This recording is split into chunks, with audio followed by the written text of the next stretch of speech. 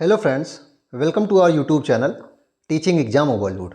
दोस्तों, आज के सेशन के अंतर्गत आपकी जो सीटेट दिसंबर 2024 की क्लासेस लगातार और बेहतरीन ढंग से चल रही हैं, उसमें आज हमारी ज्योग्राफी की नेक्स्ट क्लास है, जिसमें आज हम क्लास 6 ज्योग्राफी के चैप्टर नंबर 4 को पढ़ेंगे। आज हम क्लास 6 ज्योग्राफी के चैप्टर नंबर 4 को पढ़ेंगे, जिसका नाम है मानचित्र।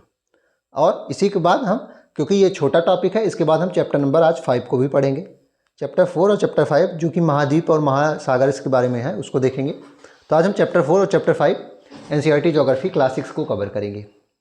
चलिए फिर सेशन को शुरू करने से पहले हमारी एक रिक्वेस्ट है कि हमारे चैनल को लाइक करें, सब्सक्राइब करें तथा ज़्यादा से ज़्यादा शेयर करें। देखते हैं इसमें पहला पॉइंट क्या है।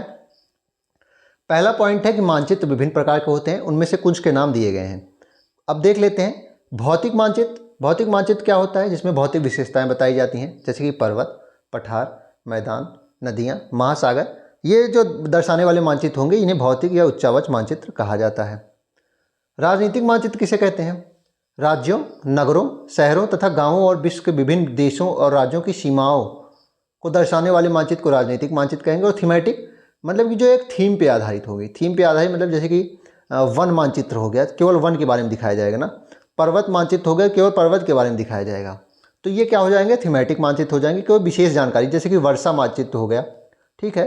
सूखा मानचित्र हो गया, कहाँ कितना सूखा है। जल का मानचित्र हो गया, या जनसंख्या मानचित्र हो गया। ये सब क्या है? थीमेटिक मानचित्र होंगे, ठीक है। इसको ध्यान रखिएगा। मानचित्र के घटक पूछे जाते हैं तो 3 होते हैं। कौन सी होती? पहला दूरी, दूसरी दिशा, तीसरा प्रतीक। दूरी, दिशा, प्रतीक।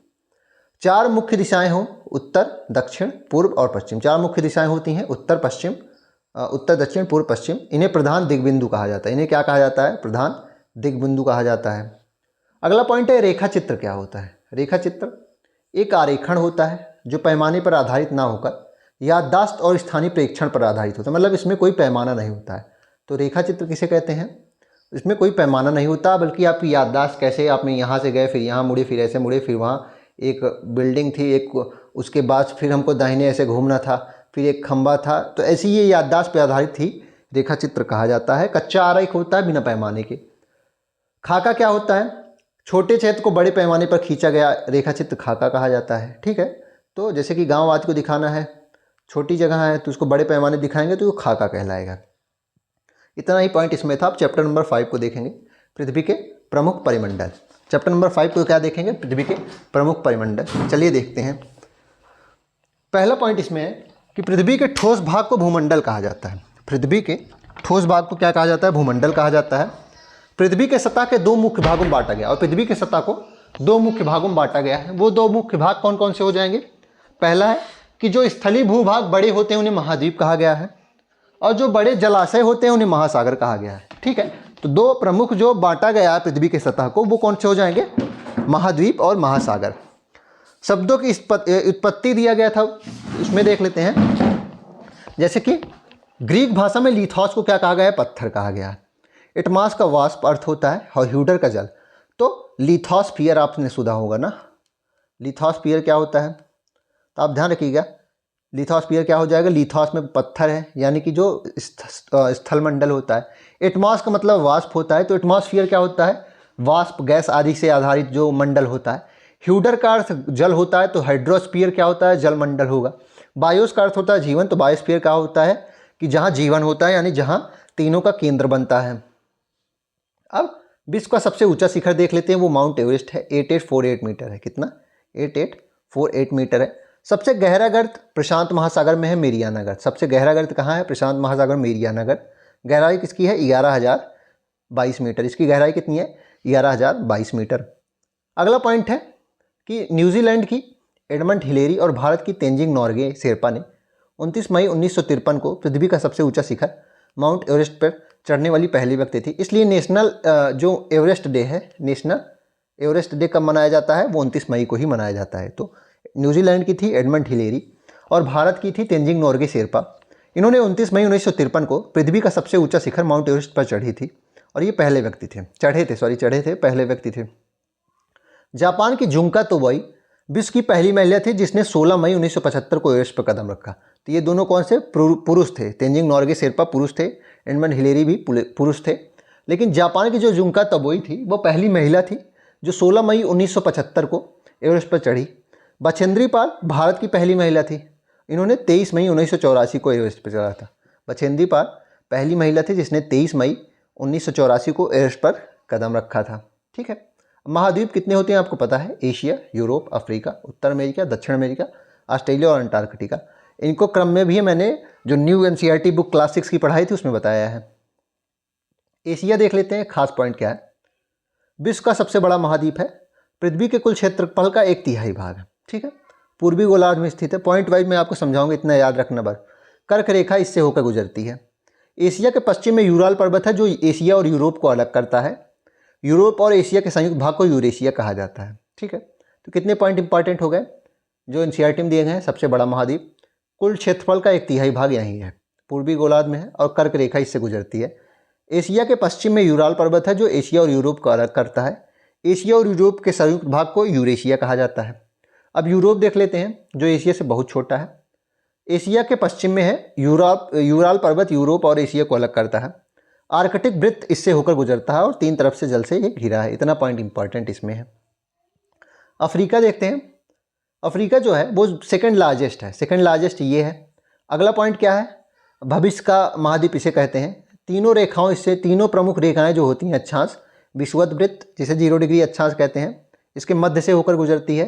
23.5 डिग्री नॉर्थ और 23.5 डिग्री साउथ यानी कर्क और मकर रेखा भी इससे होकर गुजरती है। अब अफ्रीका का बहुत बड़ा भाग उत्तरी गोलार्ध में है और यही एक ऐसा महाद्वीप है जिसमें कर्क, विषुवत और मकर तीनों रेखाएं गुजरती हैं। सहारा का रेगिस्तान जो कि विश्व का सबसे बड़ा रेगिस्तान है वो अफ्रीका देश में ही, अफ्रीका महाद्वीप में ही पाया जाता है। और यह महाद्वीप समुद्र से चारों तरफ से, महासागर और समुद्रों से घिरा है। नील नदी जो कि सबसे लंबी नदी है अफ्रीका से ही होकर गुजरती है। तो सबसे जो बड़ा रेगिस्तान है सहारा वो भी अफ्रीका में ही पाया जाता है और सबसे लंबी नदी नील नदी भी। ठीक है, उत्तर अमेरिका देख लेते हैं जो कि थर्ड लार्जेस्ट है। उत्तर अमेरिका थर्ड लार्जेस्ट है। दक्षिण अमेरिका से एक संकरे स्थल से जुड़ा है जिसे पनामा जल संधि कहते हैं। अब प्रश्न बनता है, जल नहीं, स्थल संधि, मतलब कि एक संकरे स्थल से जुड़ा है। तो जैसे कि पनामा जल संधि पूछा जाएगा, स्थल संधि किन 2 देशों को जोड़ती है, तो उत्तर अमेरिका महाद्वीप को जोड़ती है, दक्षिण अमेरिका। ठीक है, ध्यान रखिएगा। यह महाद्वीप पूरी तरह से उत्तरी और पश्चिमी गोलार्ध में स्थित है और यह महाद्वीप 3 महासागरों से घिरा हुआ है। तो इसमें स्थल संधि याद रखिएगा और तीसरा सबसे बड़ा महाद्वीप है, ये याद रखिएगा। दक्षिण अमेरिका का अधिकांश भाग दक्षिणी गोलार्ध में है। विश्व की सबसे लंबी पर्वत श्रृंखला एंडीज है, इसके उत्तर से दक्षिण की ओर फैली है। ठीक है, उत्तर से दक्षिण की ओर यहीं ऐसे कोने पर फैली हुई है। और दक्षिण अमेरिका में विश्व की सबसे बड़ी नदी अमेजॉन है और दक्षिण अमेरिका में अमेजॉन नदी पाई जाती है जो विश्व की सबसे बड़ी नदी है। सबसे लंबी नदी नील हो जाएगी अफ्रीका महाद्वीप में, सबसे लंबी बड़ी नदी अमेजॉन हो जाएगी दक्षिण अमेरिका में, जो कि और दूसरा इंपॉर्टेंट पॉइंट कि जो सबसे लंबी पर्वत श्रृंखला है जो कि एंडीज़ है वो दक्षिण अमेरिका के उत्तर से दक्षिण की ओर फैली हुई है। ऑस्ट्रेलिया सबसे छोटा महाद्वीप है और ये पूरी तरीके से दक्षिणी गोलार्ध में है ना। इसलिए इसमें एक प्रश्न ये भी बना था कि जो 25 दिसंबर को क्रिसमस डे बनाया जाता है वो इसमें समर में यहाँ मनाया जाता है क्योंकि गर्मी पड़ेगी दक्षिणी गोलार्ध में दिसंबर में ना। चारों तरफ से यह जल से और महासागरों से घिरा हुआ है, इसलिए इसे द्वीपीय महाद्वीप भी कहा जाता है। अंटार्कटिका बहुत बड़ा महाद्वीप है, दक्षिणी गोलार्ध में स्थित है। दक्षिणी ध्रुव इस महाद्वीप के मध्य में स्थित है। चूँकि यह दक्षिण ध्रुव इस क्षेत्र में स्थित है इसलिए यह हमेशा मोटी बर्फ की परतों से ढका रहता है। यहाँ किसी भी प्रकार का स्थायी मानव निवास नहीं है। बहुत से देशों के शोध केंद्र यहाँ पे स्थित हैं, जैसे कि भारत में कौन से हो जाएंगे, मैत्री, दक्षिण गंगोत्री और कावेरी। एक और है कावेरी, मैत्री, दक्षिण गंगोत्री और कावेरी। ठीक है, अब स्थल संधि किसे कहते हैं देख लेते हैं। स्थल का एक संकरा भाग होता है जो 2 बड़े स्थलीय भागों को एक दूसरे से जोड़ता है, वही स्थल संधि होता है। मतलब स्थल का एक संकरा मतलब कि एक महीन भाग जो 2 बड़े स्थलीय भागों को जोड़ता है। जल संधि किसे कहते हैं, पानी का एक संकरा भाग होता है, संकरा यहाँ सा लिख लीजिएगा, जो 2 बड़ी उत्तर राशि यानी जल राशियों को एक दूसरे से जोड़ देता है, वो जल संधि कहला देता है। महासागर क्या होते हैं, जलमंडल का मुख्य भाग है, बहुत बड़े जल की राशियों को महासागर कहा जाता है और ये इनको 4 प्रमुख माना गया, 5 भी गिनती होती है। वो 4 कौन से हैं, एनसीईआरटी में 4 ही दिया गया है, प्रशांत, अटलांटिक, हिंद, आर्कटिक। ठीक है, प्रशांत, अटलांटिक, हिंद, आर्कटिक। प्रशांत महासागर सबसे बड़ा महासागर है और पृथ्वी के 1/3 भाग पर यही है। पृथ्वी का सबसे गहरा भाग मेरियाना गर्त है, इसी में 11,022 मीटर और ये लगभग वृत्ताकार है। इतना पॉइंट ये याद रखिएगा। ठीक है, कितना पॉइंट, 1/3 भाग पर फैला है, सबसे बड़ा महासागर, सबसे गहरा भाग मेरियाना गर्त यहीं है और वृत्ताकार है। अटलांटिक महासागर में क्या होगा, बहुत इंपॉर्टेंट है, दंतुरित है, ये इंपॉर्टेंट है। दूसरा सबसे बड़ा महासागर है, ये इंपॉर्टेंट पॉइंट हो जाएगा। यह अक्षर के आकार का है, ये इंपॉर्टेंट हो जाएगा, ठीक है। और ये इसकी तटरेखा बहुत अधिक दंतुरित है, इसलिए व्यापार की दृष्टि से सबसे इंपॉर्टेंट है। दंतुरित मतलब कि बहुत तीखी है, तीखी है मतलब कि ऐसे पोर्ट बने। अब देखो ऐसे होंगी तो यहाँ बीच बीच में जो गैप हो जाएगा यही पोर्ट होता है ना, यही पोर्ट की सबसे आइडियल सिचुएशन हो जाती है। देखिए इसमें फिगर है कि नहीं, हाँ ये देखिए फिगर है। तो ये जो दंतुरित रेखा है यहाँ पोर्ट जहाज के लिए बहुत आवागमन बहुत अच्छा हो जाएगा यहाँ हर जगह।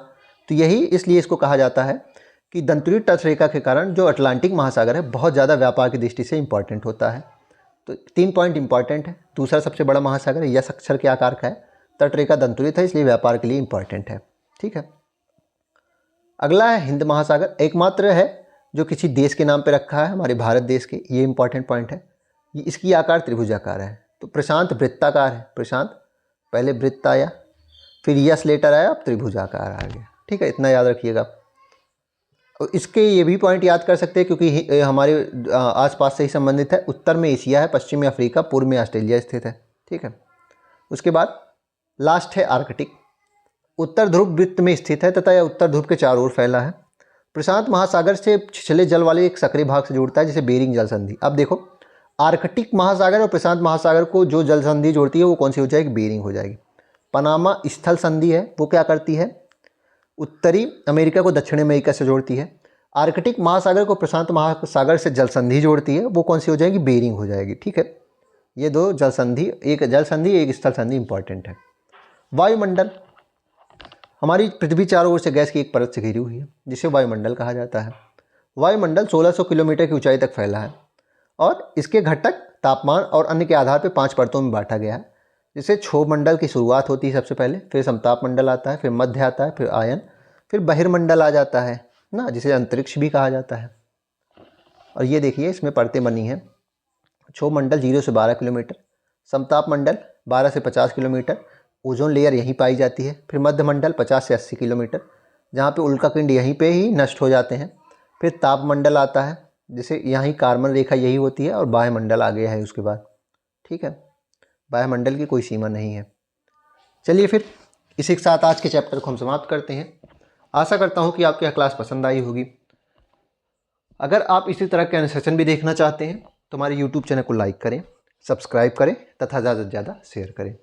चलिए फिर, धन्यवाद।